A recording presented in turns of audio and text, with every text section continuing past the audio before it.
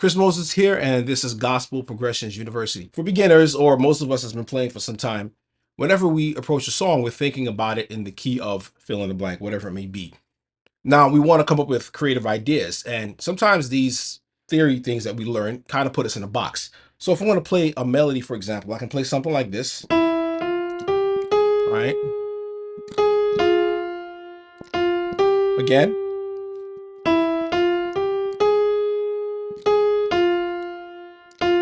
Now it gives a sense of resolution. We have what's the motif? The thing is it doesn't fit nicely into a major or a minor key. There's no major key or minor key that has these notes in it. And so our mind is on a race, especially when you're just learning. You're like, man, I like how this sounds, but it doesn't fit the framework of what I've learned either in school or online. And so now this is where the term harmony and melody, this is where harmony and melody come into place. When we look at our harmony, we know that we have something that would match with this. So we look for, this is clearly going to go because the A flat is there. We can try something else. All right, now we have a B flat now. It's a little more interesting. And this is our first kind of harmonic movement that we have. So if you know we have A flat, why not play maybe an A flat major chord, right? And we could just do a B flat major chord. So this is in traditional harmony as far as you learn that A flat, B flat, and C major somehow go together, but it sounds good. So we go with what sounds good and we experiment. And then we also pay attention to how it makes us feel. So I'm going to show you two more concepts that actually work with that. But before we do, I need to show you something. Want to learn how to play Black gospel keyboard, but don't know where to start? I've got you covered. I'm offering a free training called The Secrets of Black Gospel Keyboard. You'll learn the foundations of gospel chords, progressions, and riffs so you can start playing with confidence. Click the link in the description to sign up for free and start your journey today. Why wait? Your gospel keyboard journey starts now. All right, we're back. So what we can do is add to that, add to what we already know. So we have the A flat, all right, B flat, and then we have the C major again. And we can do a B flat major 9. So there's things that we can add to that, little embellishments, little things that we can build up. When I'm playing talk music, I don't have a pre-made list of chords that I'm going to play. I'm just playing along with what the person is saying. And of course, in church, it's more conversational. Person says something big and triumphant and happy.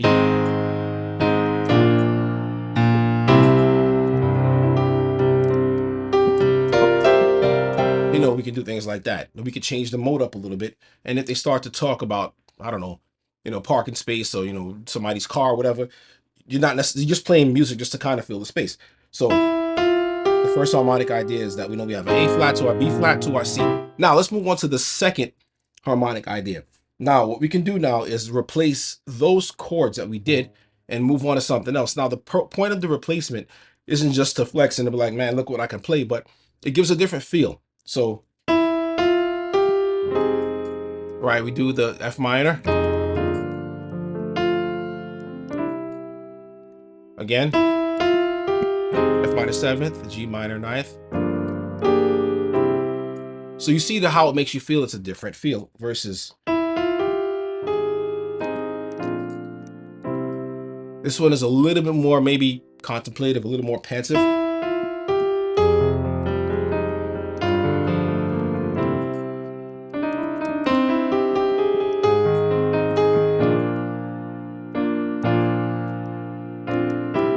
I didn't mean to do that, but I was just trying to get the timing right. So that's sometimes what happens. So we have those two. We have the A flat, the B flat to the C, and then we have the F minor 7th, then to our G minor 7th, and to our C. That's the second one. So pay attention to how it makes you feel, because you're coming up with these melodies and you're like, man, I wish I had something to go with it. What I learned in school or what I learned online, doesn't really go with it. So I don't know what to do. So I just throw it away. But don't, because you'll come up with beautiful melodies and things you can play during when someone is talking, some filler music, and they work. But this is one way to see how they work.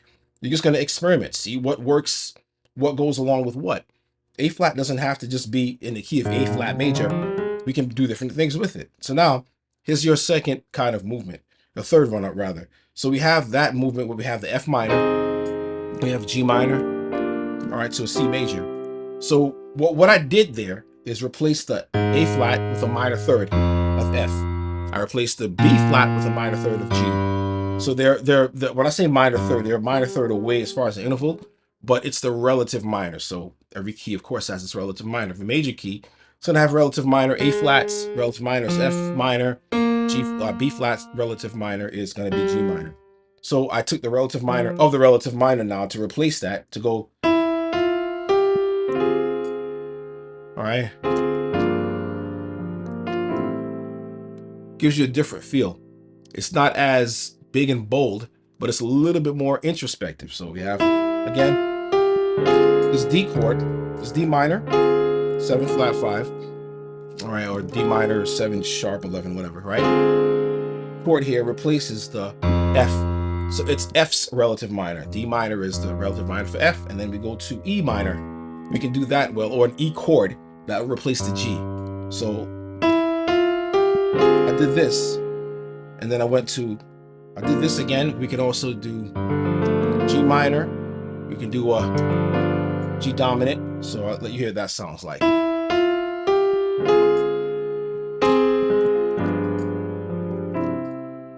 Or we can do the relative minor replacement where we have the D minor, and then we go to again.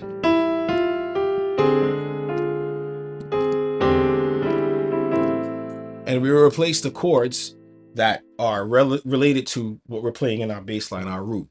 And so the root can change. Now we're completely someplace else. We end up in the key, of course, of C, because we have A minor or C major, but we're taking different paths to get there. The reason why is to create an emotional push. What you come up with sometimes may work with a major key. It may not work with a major key. It may be outside of a major key or a minor key, but we don't worry about the key so much. You're trying to tell the ear what the tonal center is. What we're doing is telling the brain what to pay attention to. So we want the brain to pay attention to or support something that's happy, something that is introspective, something that is worshipful, something that is sad, something that's whatever, or just making music in the background just to kind of support, and don't create or get rid of, because everyone hates dead space, right? They hate silence. But sometimes silence is good. Sometimes it's not so good. But it's our job to come up with these ideas in order to support what's happening in a service or whatever venue we happen to be playing in. God bless you. I hope this is helpful. Don't forget to check out the link in the description for more tutorials like this. Please do me a favor. Hit like and subscribe if you want to see more in the future. God bless you, and I'll see you in the next video.